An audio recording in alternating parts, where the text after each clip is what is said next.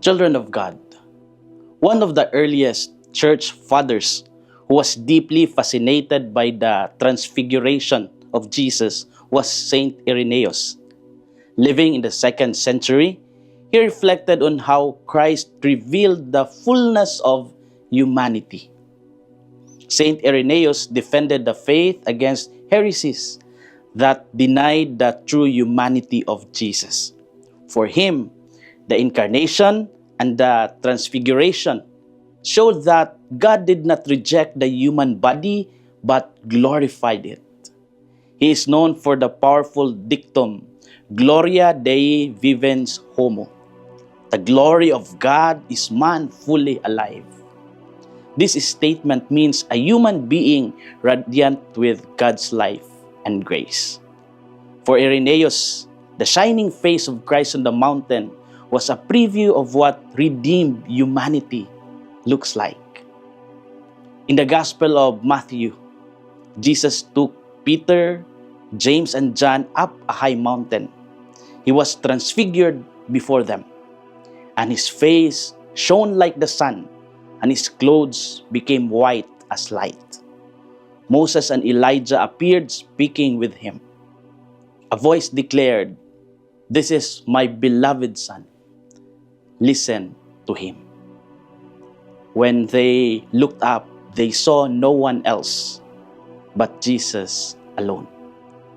The glory revealed on the mountain prepared them for the scandal of the cross that would soon follow.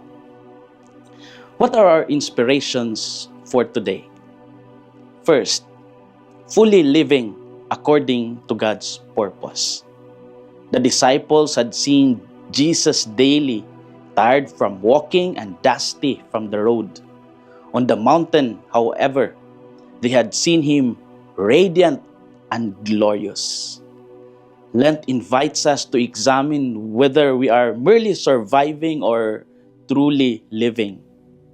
Many people function, work, and exist, yet feel spiritually drained.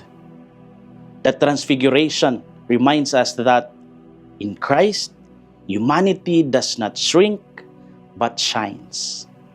Today we are invited to allow God's grace to awaken what is dormant within us.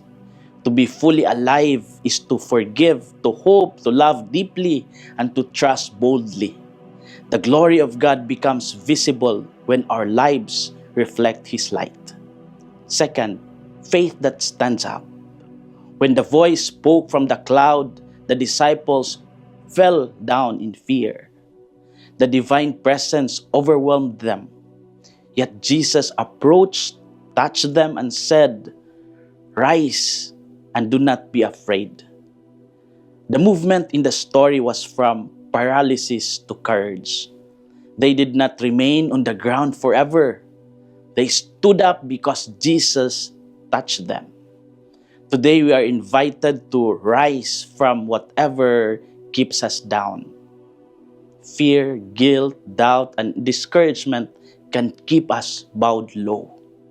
But the same Christ who touched the disciples now invites us to stand in faith and walk in renewed courage. As we reflect, we ask ourselves, in what areas of life am I only surviving instead of truly living? What fears keep me bowed down when Christ is asking me to rise? How can I listen more attentively to the beloved Son in this season of Lent? Children of God, the mountain of transfiguration reveals to the disciples what humanity looks like when united with God. They had glimpsed the destiny that awaits those who follow Christ. Lent is a time to remember that we are created for glory, not mediocrity. Saint Irenaeus reminds us that God is glorified when we are fully alive. To be fully alive is to be fully rooted in Christ. As we continue our Lenten path, may we rise from fear and walk toward transformation. May the light of the transfigured Lord shine through our words and actions. This is Father Felmar, SVD, your Good News caster from Radio Veritas Asia. the voice of Asian Christianity, and may the Almighty God bless you, the Father, the Son, and the Holy Spirit. Amen. Thank you for watching and listening.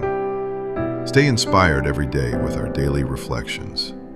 Be part of our growing online community of faith and inspiration. Don't miss a single reflection.